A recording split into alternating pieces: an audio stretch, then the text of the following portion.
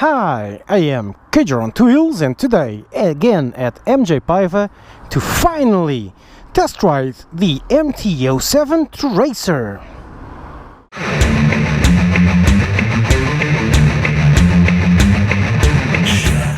So, real quick front to back, this is an MT-07 with a fairing. Only changes to the normal MT-07, it has a longer swing arm and the suspension is probably slightly adjusted for the different geometry.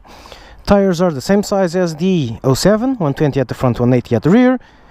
Dual disc brakes, ABS as is standard nowadays. Dual headlamps. I think this is a pirate bike. So we're going to do the high beam.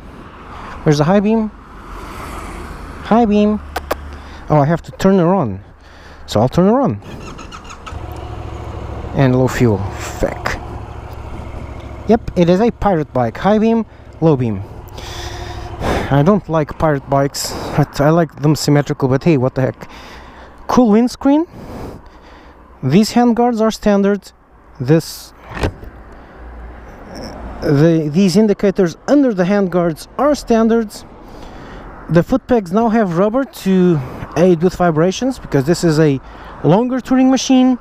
Stock tires seem to be Michelin Pilot Road 4s, which are awesome.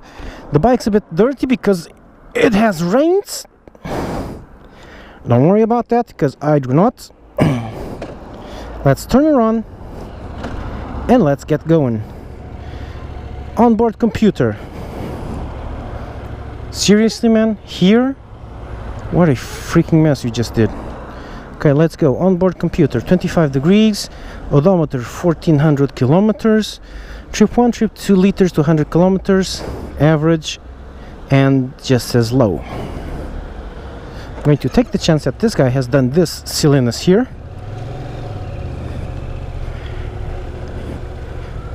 It's not as tall as I thought.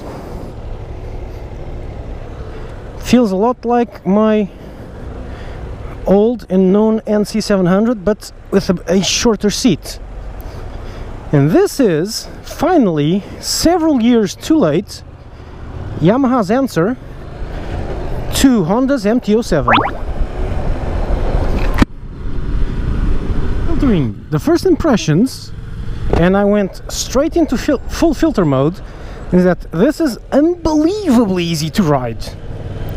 This is easily on par with the NC700's ease of use. It's amazing. The MT-07 was relatively easy to ride. This one's even easier. I don't know how they made that, but they did. And it can filter even though the handlebars are pretty wide. And they kinda line up on height with some mirrors. You can paddle your way around because the mirrors are on the handlebars, so you can do this and just dodge the handlebars. And by paddling, I mean go slow and then do this movement to get past the car, like this, move, like this, move, and then straight. Another thing that very much contributes to the easiness of use is that the steering is ultra light. It doesn't feel like a big bike at all. The steering is super light. It's superb. That is probably due to the geometry and being more straight up, so there's less weight on the front, but this feels super light. But at least it doesn't feel vague yet. I haven't really tried it out yet. Let's see. I apologize, I really do not want to do this at dusk, but I had no choice, because otherwise I'd never be able to test ride this one, as it is a highly sought after bike for test rides during the weekend, so I'd have no chance of doing it. And so, during a weekday after work, here we are. Sorry guys, best I could do under the circumstances. Although the sun has just set behind those clouds, so it is much prettier than I was expecting. And now we can test ride this one.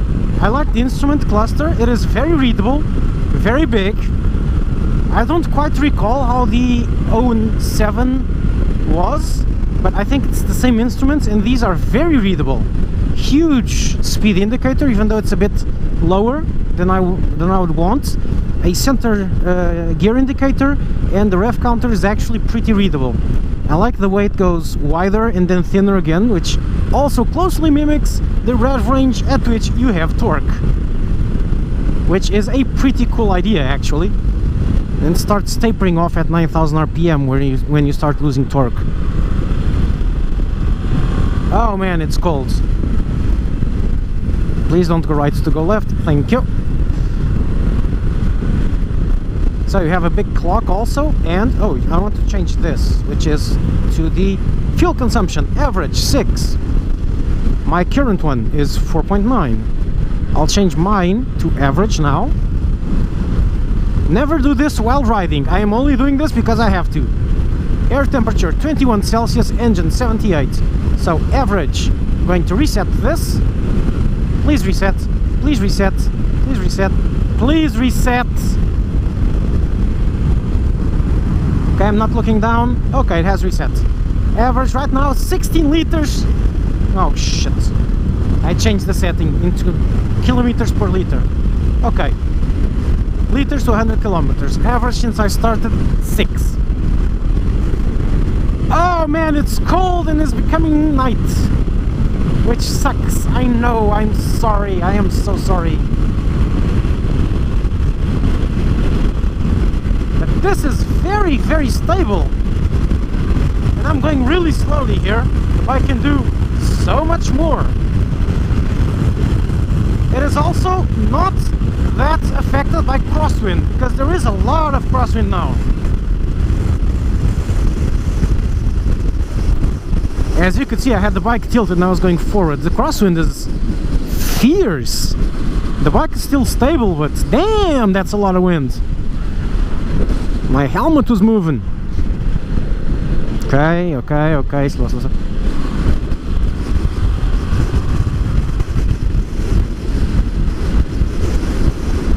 Look, I'm tilted and I'm going forward, straight actually. And I hope the GoPro has adjusted its lighting, because this is quite a sight. The hills covered in clouds.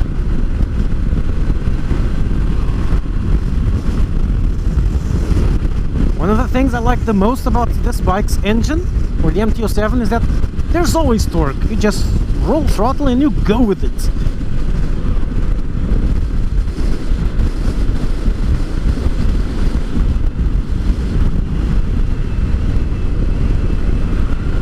And that makes this a very fun bike. Exactly in the same fashion the NC700 can be fun.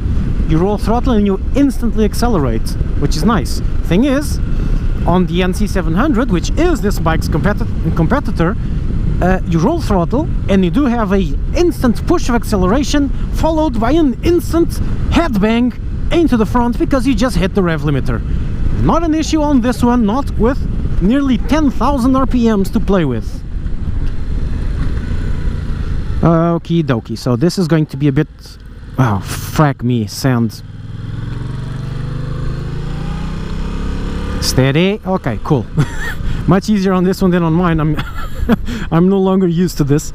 On this one it's just normal. Why? Because of this adventure position, the weight is more distributed towards the back, and so it doesn't go all wobbly like a sports tourer, like my own bike does. My own bike, since it has a lot of weight in the front, and my own bike is an XJ6, if you don't know. The XJ6 has a lot of weight at the front, so it's much more sporty, and as a result, on sand, the front digs in and goes all wobbly. The bike feels all unstable and stuff. These adventure bikes have the great advantage of having a slightly different weight distribution, so it feels a lot stabler under those conditions. And they're also made for some very light off-roading. If you're going left, why are you on the right if you're going left, idiot? If you're going left, stay on the left.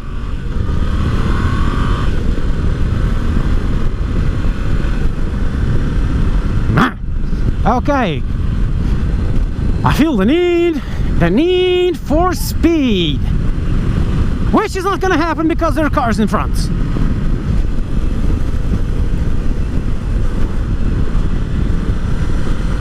Oh, look at the pretty car trying to go fast. So cute.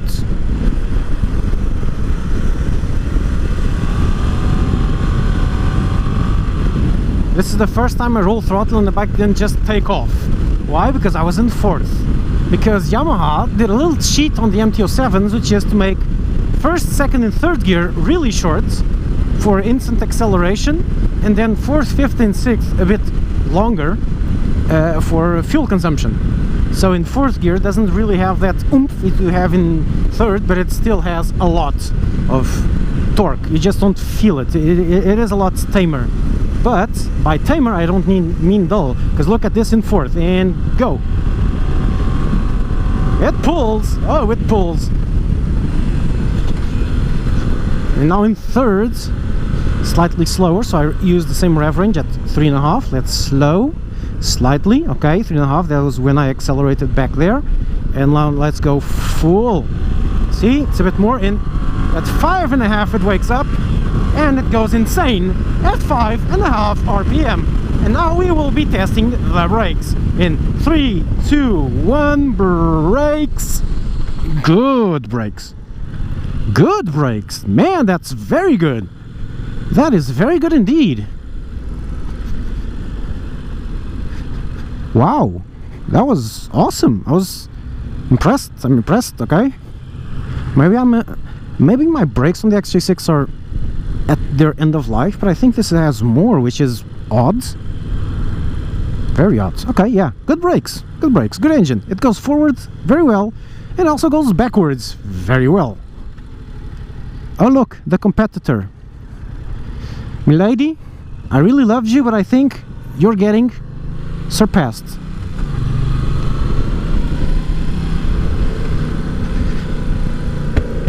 I am enjoying this bike immensely, and you know why? Because this is back to where I came from. It's back to my NC700 days. It feels quite a lot like it.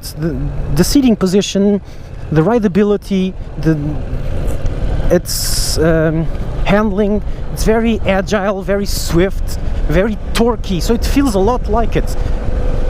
But it also feels a lot more. I don't have the silly rev range, the silly limiter ruining all my fun. I know I can use it if I want. And want I shall.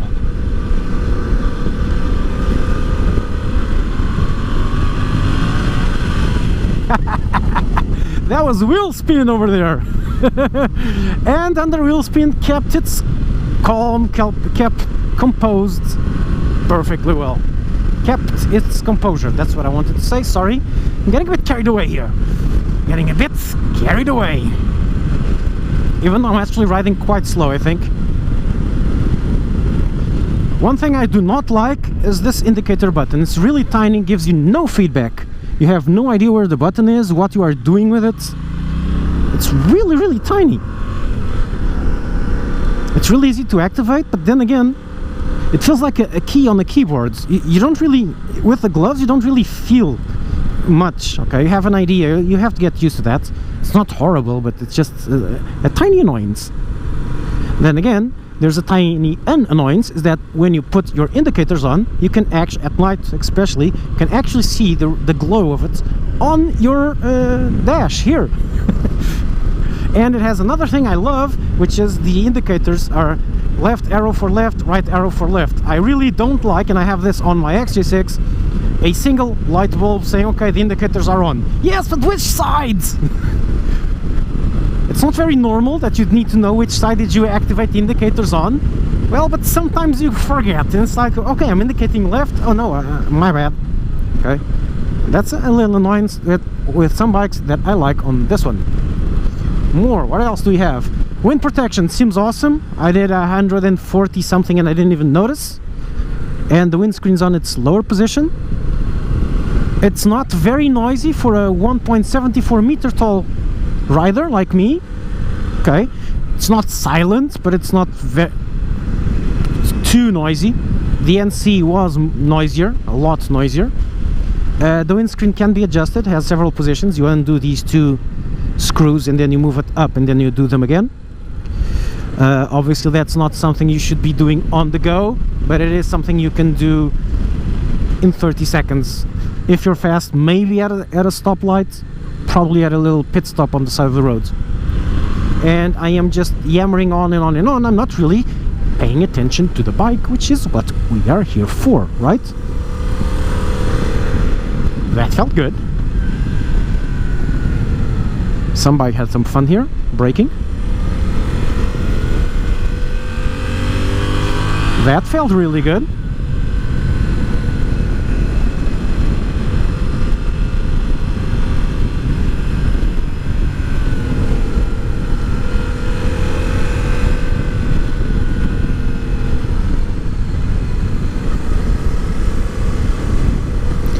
That felt awesome. This corners beautifully. It doesn't corner like a tall bike at all. And the seat is very nice. It's firm, but it's not, doesn't have any pressure points. I'd wager a guess that this seat is very nice for longer rides, which is something I can't say of the MT-09 and the MT-07. The seat was also okay. It's just good enough. This one seems good, seriously good, not just good enough. Oh, come on, guys, seriously, seriously. 50 kph. Bye bye.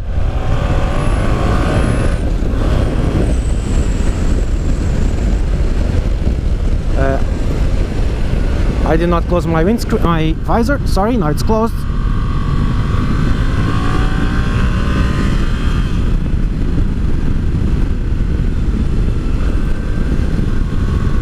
The front does dive a little bit. The suspension setting seems to be slightly softer than the MT-07. Not sure on that, but feels like it. It's not adjustable, which is something I think the competition now has. Fully adjustable front suspension, meaning the new NC750. So it is losing on that, and is also losing on not having LED lights, which is something that greatly disappointed me. We're going to turn around because I like to do that going up. Going down is icky. Going up, I'm comfortable doing this upward. So let's do this again, going up. So it loses out to its direct competition, the NC750, the new one, on no LED front lamps. So illumination at night is slightly worse. Obviously doesn't have the fake trunk here at the front, but that's okay. That's a bonus. And what was the other thing that was losing out? Oh, no, it doesn't have fully adjustable front suspension. However, I do believe this is seems to be a better long tour bike. I really like this detail here, this crossbar here for accessories, because the steering is actually way down here, and so you wouldn't be able to put anything in here. And so it already has a built-in crossbar with little holes, so you can add things with screws to it. I like this. This is a good idea. It is a crossbar, actually. It is set here. And this crossbar is what's grabbing the stock handguard. So it is a stock thing, and I really like that. That's a really good idea. It's got lots of these little details. I really love the idea of these indicators being stuck under the handguards. That's brilliant. Now let's see what she's capable of. I'll probably shut up because I will be enjoying this as much as I can.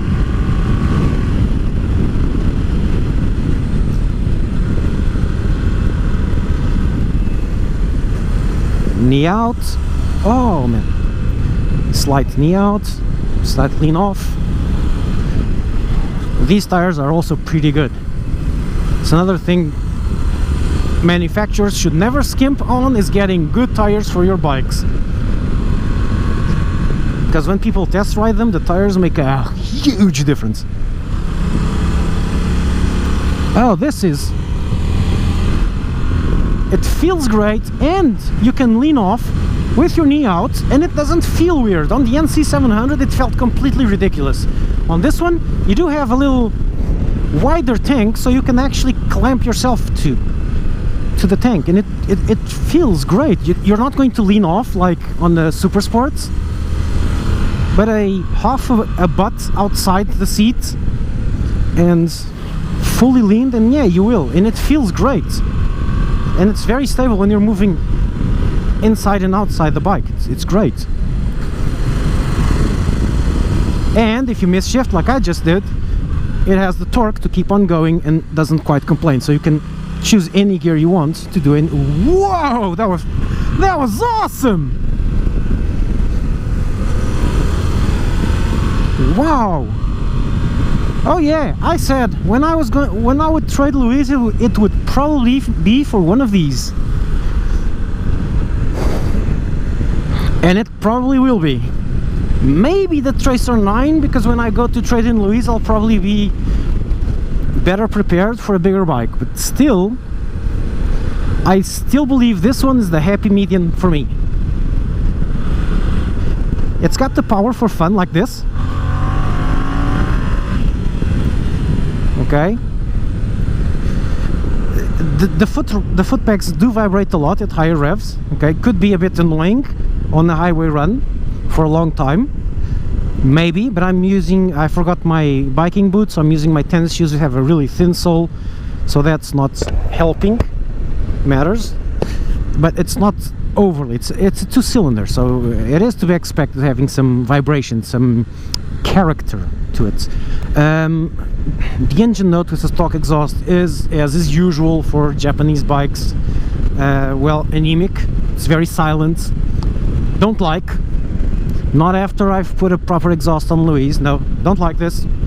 But I've heard one of these with a proper Kaprovich exhaust, and it sounds absolutely glorious. Then it sounds like this little beast should sound. And make no mistake, this is a little beast. This is an MT. It's not some dulled down semi-bike for commuting. No, this is a proper MT beast. You could wheelie this very easily. I'm not going to.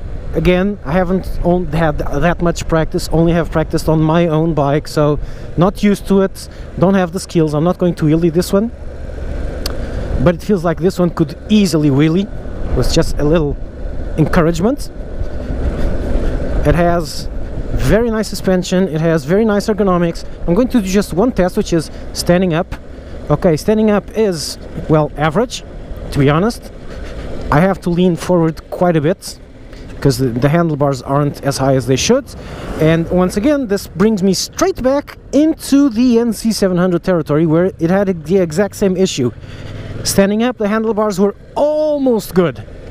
You'd only need like 3 or 4 centimeters, like 2 inches, and it will be just about perfect. No, 2 inches, no, 1 or 1.5 inches, and it would be just about perfect. Same thing with this one. It can be done, but it's not really comfortable. I'm hunched over too much, okay, and my legs are slightly bent for this to be comfortable. For example, if I straighten up my legs, I can straighten up my spine because my arms won't reach down. On the other spectrum, the Honda CB500X, when I stand up, it actually works pretty well, but that's another story altogether. Then again, this is not an adventure bike. This is not an off-road bike. It will do off-road better than my XJ6. It will do the off-road that I did on the Portugal end-to-end, because any bike can do that off-road. This will do the off-road that any bike can do, but because of its shape, it will do that off-road better. But it's not going to do much more than that. On this bike, you will not be doing any off-road that, say, a normal naked bike wouldn't do. No, this is not an adventure bike. No, this is not an off-road machine. This is for longer trips, for fun. But if at the end of the longer trip you have to do a small off-road bit with just cleared path or a green lane, something very light, just an old road that's no longer paved, so it's only dirt roads and slightly loose gravel without it being too deep, this will do. Maybe with some off-road tires you can do a bit more, but that's not what this bike is for. This bike is for what I'm doing right now. A bit distracted, sorry, forgot to lean into the turn. This bike is for this. It's for the long trips. And for the long trips you can go like this and have a lot of fun on the twisties. Have a lot of fun on the twisties, and the seat is so nice you don't actually have to lean out of it. So you can just lean your body, and that's more than enough for this. Unless you go completely bonkers, then you'll have to go super sport mode, and it'll do that, okay, like so, and out, okay.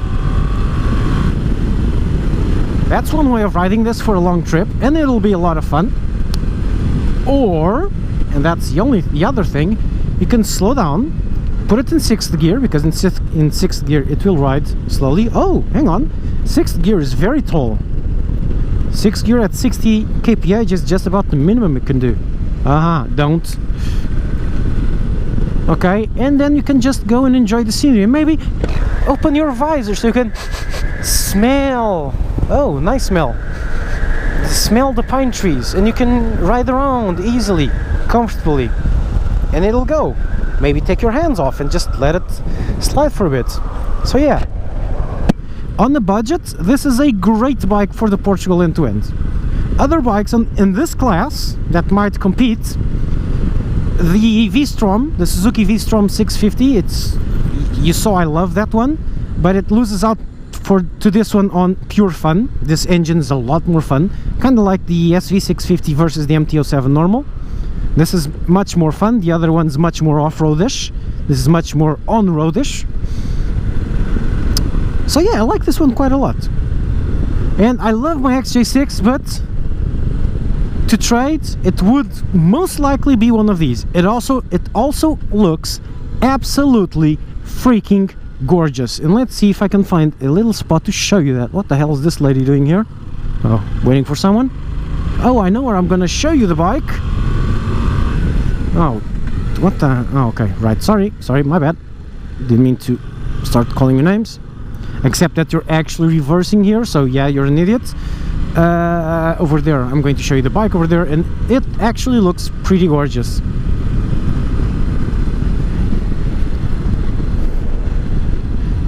Notice I can see the indicator there on the left together with the little light, so I like that little detail. It looks cool. It looks really cool. I'm going to put the indicators, the emergency lights out. It's like this. Stop and spin. Let's turn around. Let's do some slow speed maneuvering. See? It's really easy. Really easy. And it corners a lot. Now I just noticed, look at how much this wheel turns. It's like the Africa Twin. The wheel just keeps on turning until it's nearly sideways. Awesome. Off, and I even like the side stand. Now, does it have a center stand? Please, Yamaha, tell me it has a center stand, or else I am very disappointed. No center stand makes me very sad. So let's go. The Tracer, 7 Tracer. Halogen indicators, that's the brake lights. The center part lights up, that's the rear brake, just like the MT-07. Also has this very ugly thing. Okay, but it seems kind of set up to be easily changed. It's a pirate bike. It's very visible from the front. I like that. That's good. See how these two look awesome. If I locked it, oh, I didn't. Okay. Oh, okay, here we go. Look at that. Doesn't that look great? Huh? I think that's brilliant. I really like the positioning on that. I love it. I like the shape of this windscreen. It's very funky. I really like the shape, and it works pretty well. You saw that. So Yamaha has apparently learned how to do minimal windscreens that work very well. And I think it's about all about the aerodynamics. Like this part sends it here, this sends it sideways, and this isn't really doing anything.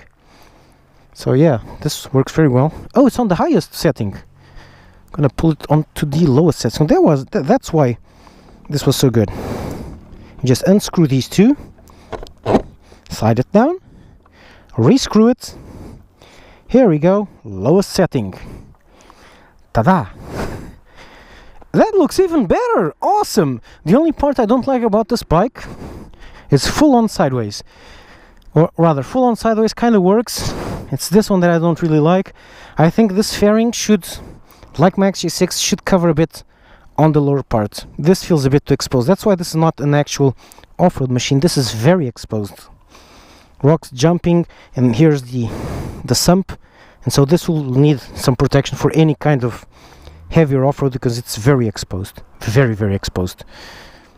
This is not an off-road machine, this is an on-road machine. It's brilliant at that. What a great bike. I love it. I really do. Wow. That's awesome. Okay. Well, that's it. The MT-07 Tracer. Cage her out. I might buy one.